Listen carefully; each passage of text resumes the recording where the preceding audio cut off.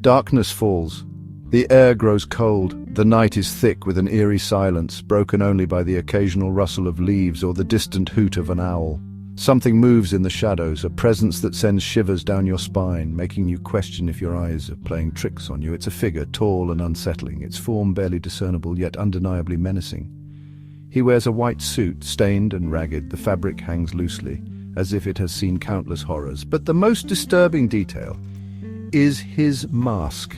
A grotesque visage that hides his true identity. A grotesque rabbit's face stares out, frozen in a horrifying grin. The eyes, empty and soulless, seem to follow you wherever you go.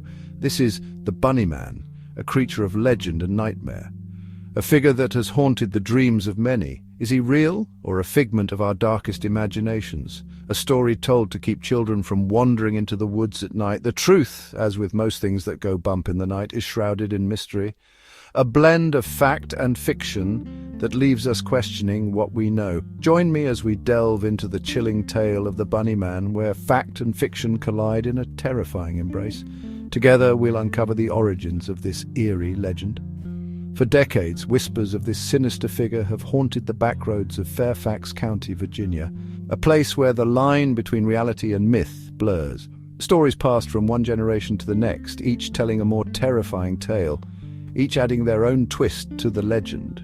But how did the legend begin? What sparked the first whispers of the Bunnyman? And what fragments of truth, if any, lie buried beneath the layers of folklore and fear?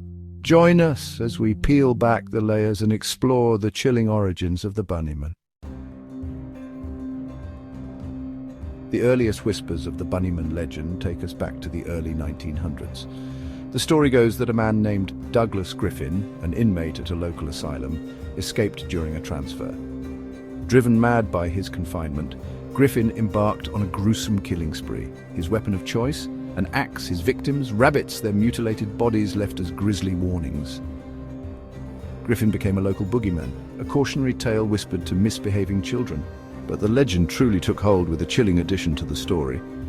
On Halloween night, Griffin, dressed in a rabbit costume, attacked a group of teenagers near a railway bridge. The bridge, forever scarred by the legend, became known as the Bunnyman Bridge. This tale, passed down through generations, laid the foundation for the modern Bunnyman myth. The legend of the Bunnyman lay dormant for decades, a ghost story relegated to campfires and sleepovers.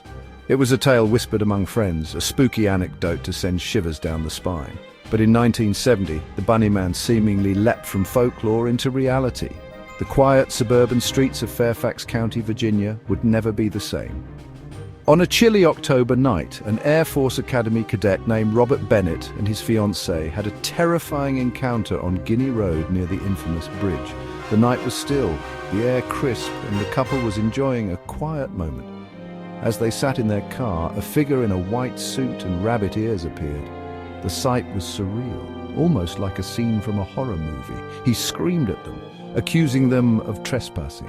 His voice was filled with rage, echoing through the night. Then, with a chilling cry, he hurled a hatchet at their windshield before vanishing into the night. The couple was left in shock, their car damaged and their hearts racing.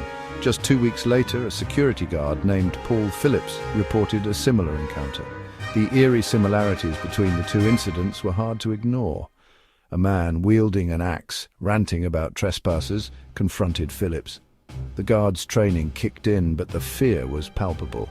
The guard, armed with a handgun, chased the axe-wielding man into the woods. The darkness swallowed the figure, leaving Phillips with more questions than answers. These incidents, reported in the Washington Post, thrust the Bunnyman legend into the spotlight, capturing the imagination of the public, turning a local ghost story into a national phenomenon.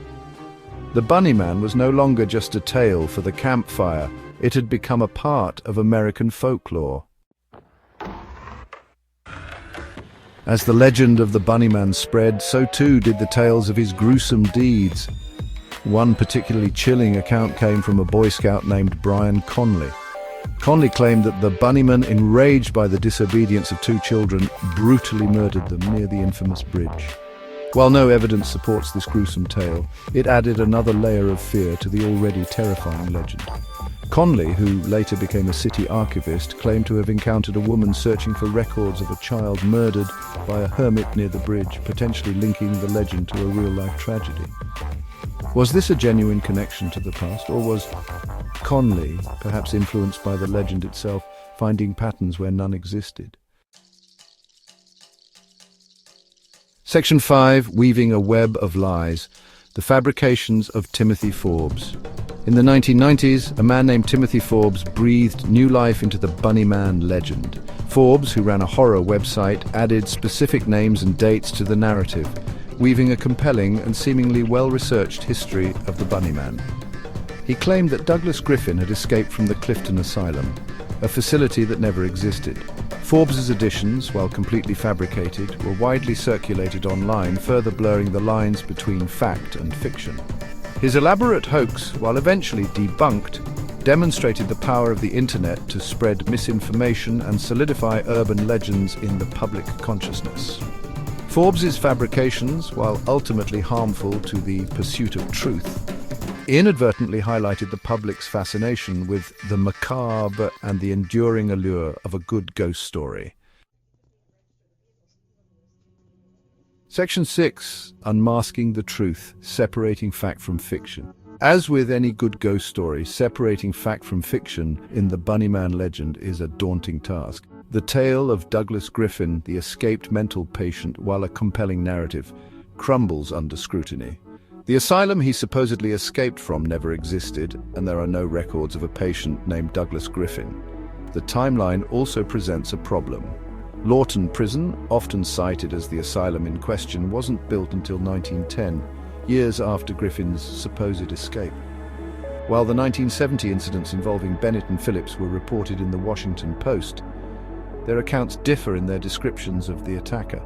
Could these be separate incidents unrelated to the larger Bunnyman legend, or are they simply embellished accounts of encounters with real-life pranksters or perhaps even dangerous individuals? Section 7. From whispers to screens, the Bunnyman's cultural spread. Despite the lack of concrete evidence and the inconsistencies in the narrative, the Bunnyman legend continues to thrive. The story has spread far beyond the borders of Fairfax County, fueled by word-of-mouth internet forums and sensationalized media coverage. The Bunnyman has become a cultural phenomenon, inspiring a horror movie franchise, countless works of fan fiction, and even a location on Google Maps designated as Bunnyman Bridge. Merchandise featuring the Bunnyman's iconic rabbit mask is sold online and at horror conventions, a testament to the legend's enduring popularity. The Bunnyman, once a local boogeyman, has become a global icon of horror. His image instantly recognizable even to those unfamiliar with the specifics of his legend. Section 8. The enduring allure of urban legends. Why we believe. Why do legends like the Bunnyman endure despite their often dubious origins and lack of factual basis? These stories persist in our collective consciousness, passed down from generation to generation, whispered in hushed tones around campfires and shared in the dark corners of the internet. Perhaps it's the thrill of the unknown, the shiver of fear we experience when we contemplate the darkness that lurks at the edge of our reality. It's a primal reaction, a survival instinct that has been hardwired into our brains since the dawn of humanity.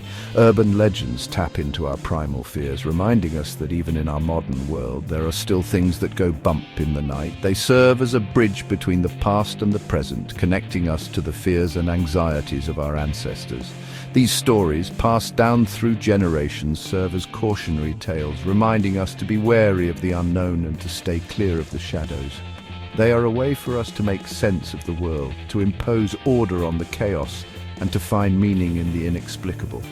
The Bunnyman, with his grotesque mask and violent tendencies, embodies our fear of the other, the outsider who lurks on the fringes of society. He is a symbol of the dangers that lie just beyond the safety of our homes. A reminder that the world is not always as safe as it seems. He is a reminder that danger can lurk in the most unexpected places, and that sometimes the things we fear most are the things we create ourselves. In the end, urban legends like the Bunnyman endure because they speak to something deep within us, something that resonates with our most basic fears and desires. Section 9. Conclusion: the Bunnyman's legacy. The Bunnyman, a creature born from whispers and shadows, continues to haunt the collective imagination. While the truth behind the legend may remain elusive, the Bunnyman's impact on popular culture is undeniable. He serves as a chilling reminder that some stories, no matter how improbable, refuse to die. So the next time you find yourself driving down a dark road, keep your eyes peeled and your ears open. You never know what might be lurking in the shadows, waiting to add another chapter to the chilling tale of the Bunnyman.